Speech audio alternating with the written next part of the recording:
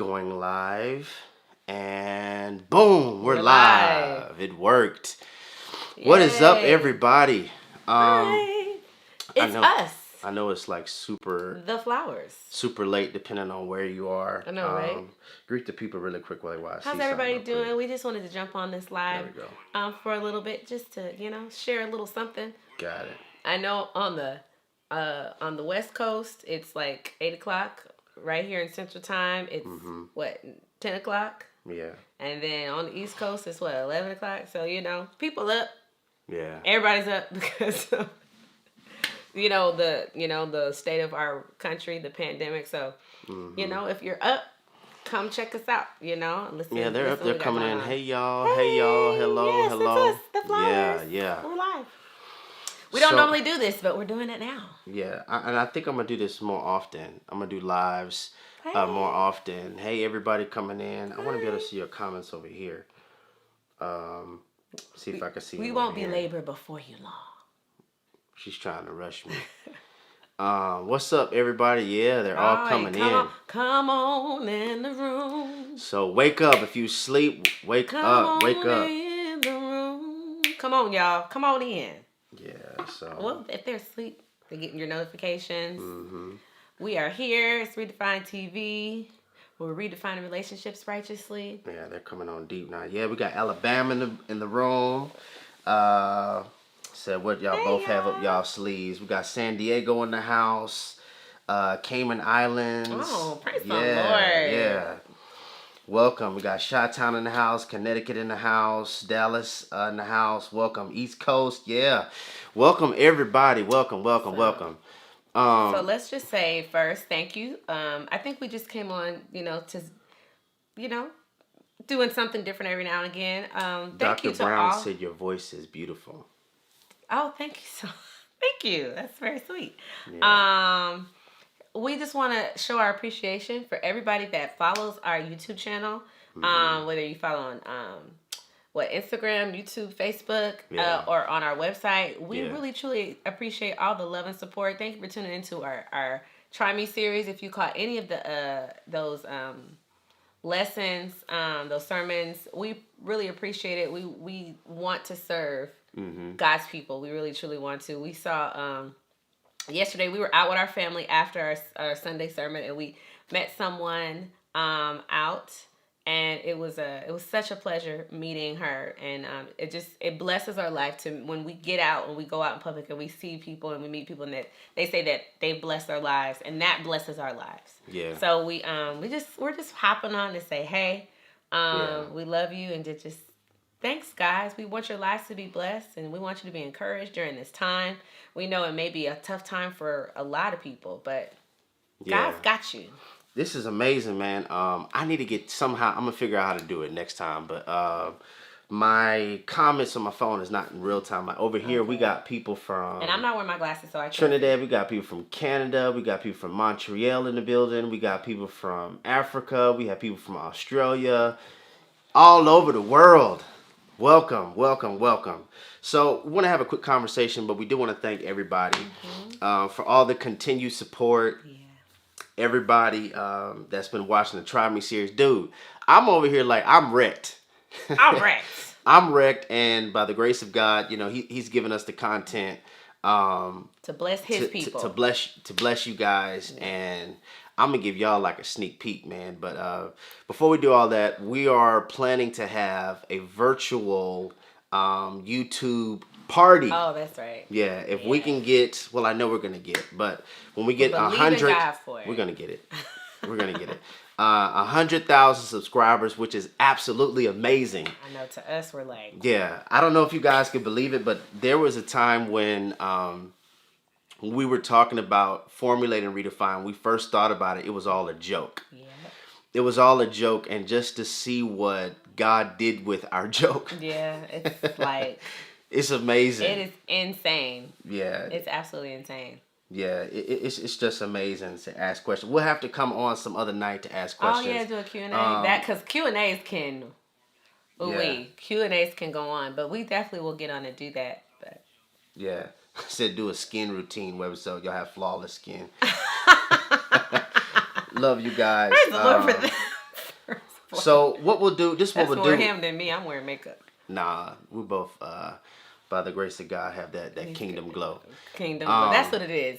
It's just the glory. That kingdom glow. It's just the glory of the Lord. Look, what we'll do is on another night, I'll plan, because my sister's watching our children. I'll plan to come on here. You guys coming in deep too. We'll come in here and we'll do like a Q&A. But there's 3 things I wanted to hit y'all with, and then we're going to have a quick discussion and we're out. Yes. First thing is this virtual party. If you don't have a Cash App, get one. I understand it's not international. But when we have the virtual party, we're going to give away. We're going to have like when God blesses me, it's for me to bless you. When God blesses you, it's for you to bless them type of moment. And everybody going to flood the whole comment section with your Cash App. And we're going to give things away to people. And if you get something, give it away to somebody else. Right. Our Cash App, by the way, is Redefine TV.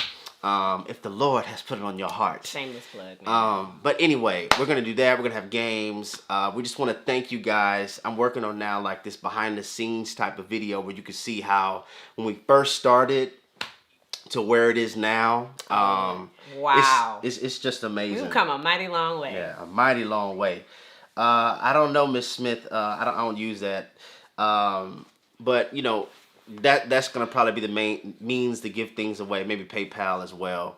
And we're just blown away. I'm so excited. Thursday's gonna be crazy. I'm gonna be by myself Thursday. Yeah, y'all ain't gonna see me. Probably for a while. He done kicked me off. I didn't kick you off. Kick me off. I did not kick you off.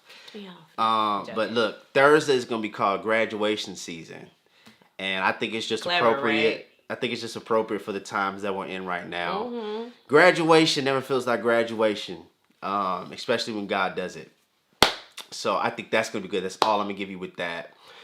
Secondly, if you have a Facebook page, we have a group called Kings and Queens. Oh, yes. It's Redefine TV, Kings and Queens. Right. Send a request there because next week we're having a Kings and Queens like online conference, totally free. We're going to have great conversations called Quarantined After Dark. A gathering of kings and queens. Yeah.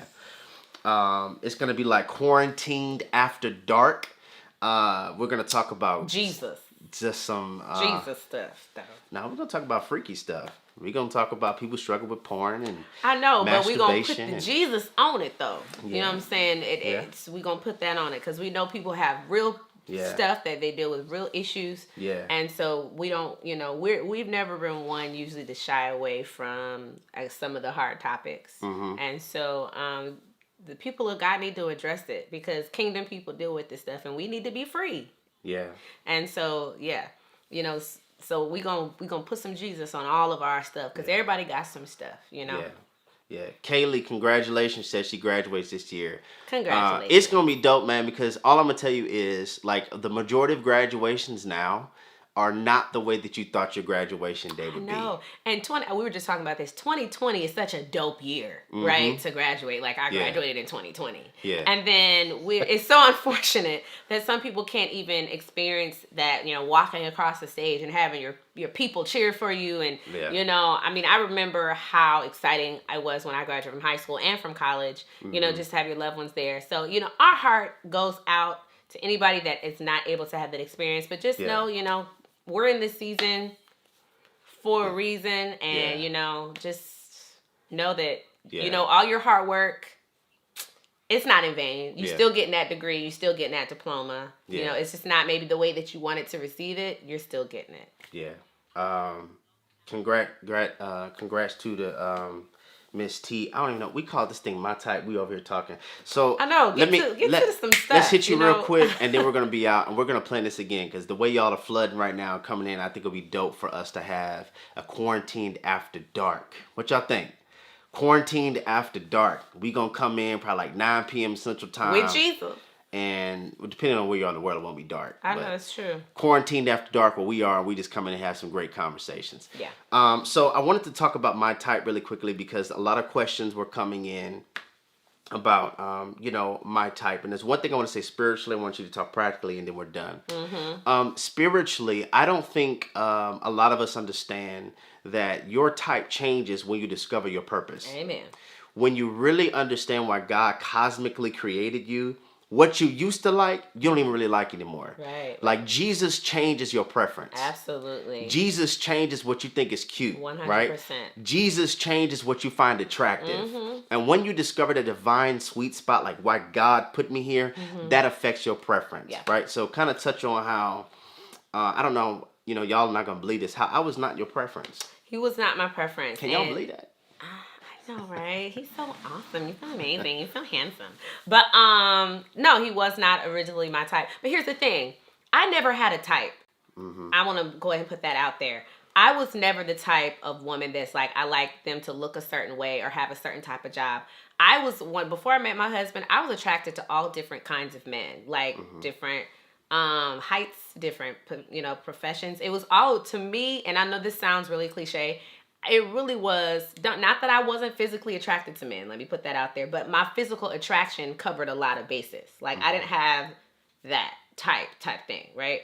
But a lot of times I was attracted to a lot of the men's personality. Sometimes it was looks, sometimes it was personality, sometimes, that's how they, it made me laugh. So yeah. I don't want to say I had a type, so I can't really say he wasn't my type. I'm just saying he wasn't my preference, okay? Because I didn't have a type. Now, my preference was I did want somebody that was older than me or the same age as me. He is 4 years younger than me, so that was something that I preferred.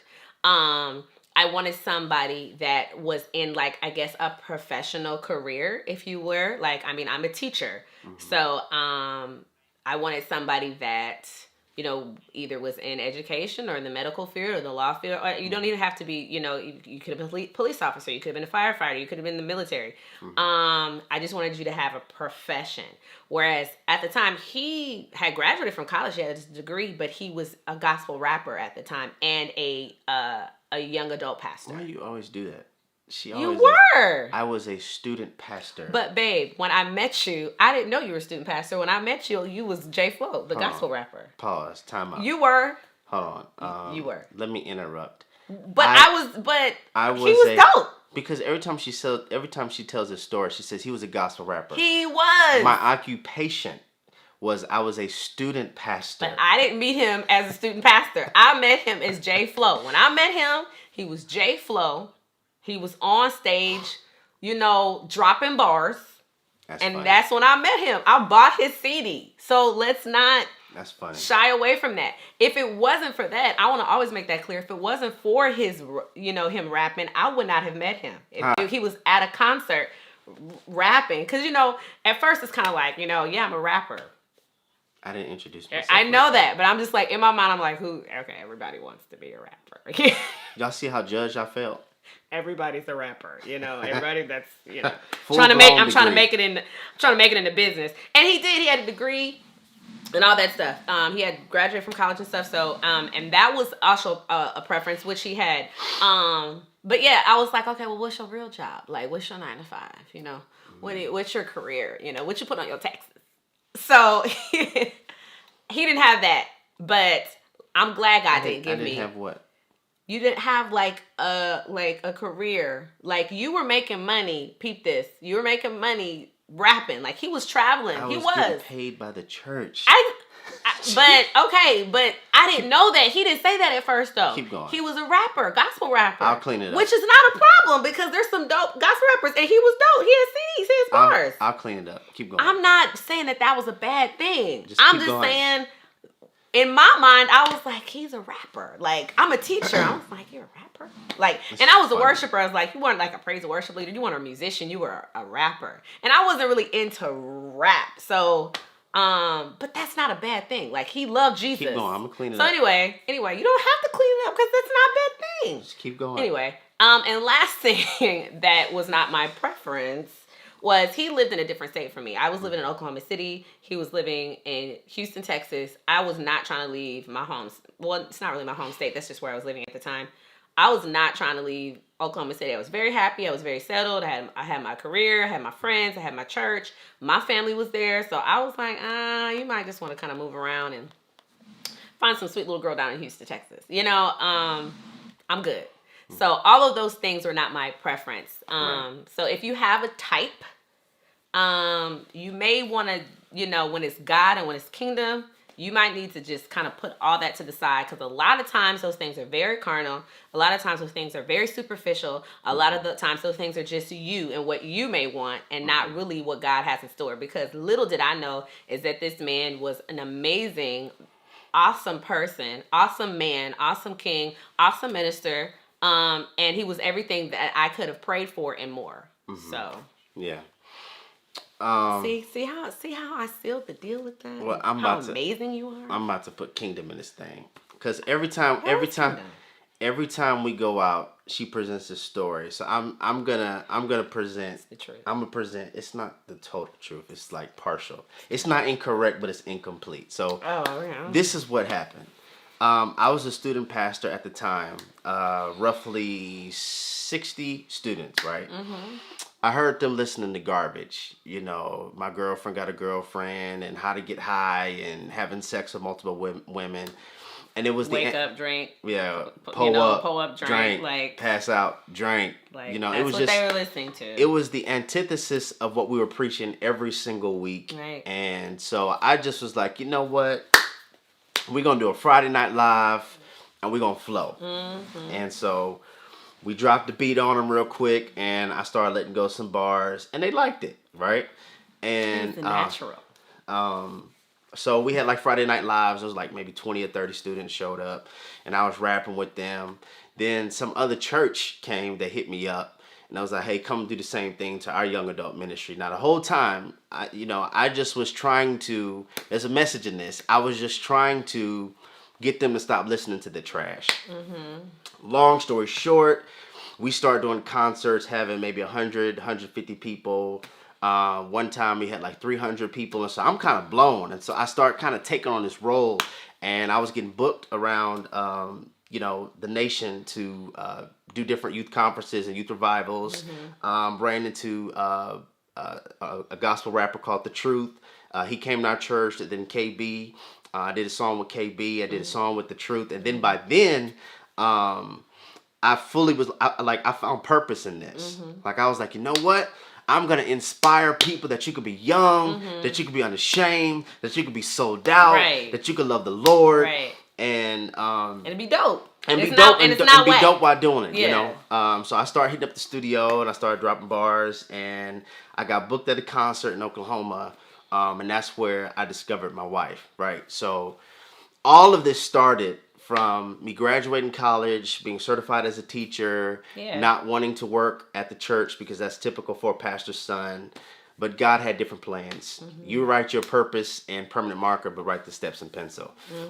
That's a word. And I think one of the powerful points in all of this is I was so caught up trying to serve them that I really didn't recognize there was a principle I was putting into practice, right? Yeah.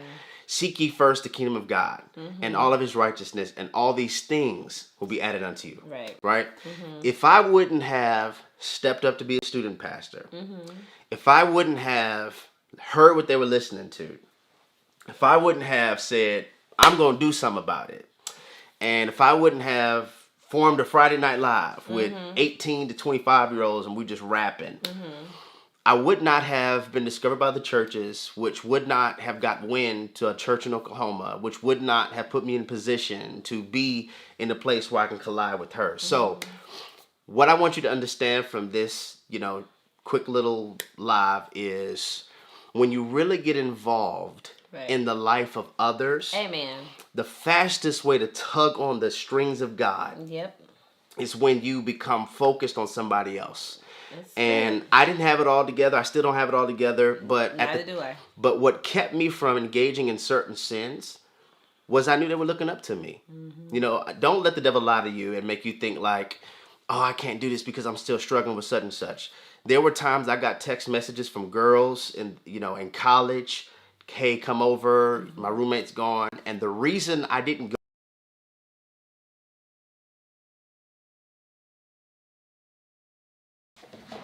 Sorry, camera went out. We're back. The reason I didn't go was not because I love Jesus that much, just being 100% transparent. The reason I didn't go was because I didn't want to let them down.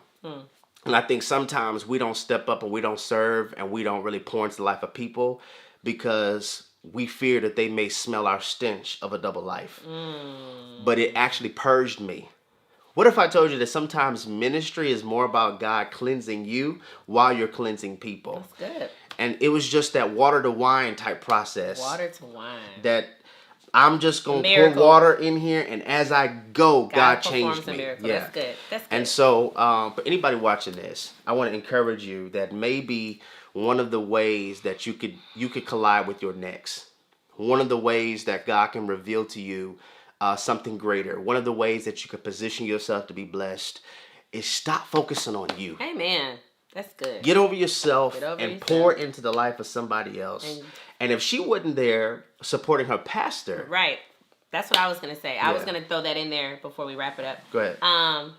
It was a concert, and my pastor happens at that time was his cousin, and his cousin actually brought him in for it was kind of like a youth revival night type thing, and they had other gospel rappers in the Oklahoma City area, and my pastor was ministering, and so he had been announcing that he was coming, putting flyers up, and I wouldn't, it was just a flyer. It was just another announcement for another event at church. So I wasn't really paying attention at the fact that pastor's cousin was coming. You know, I wasn't. I literally went to the event because I was like, okay, it's Friday night, Saturday night. Let me just go and support a pastor. That's why I went. I went because I was like, let me just go. I don't have anything else to do.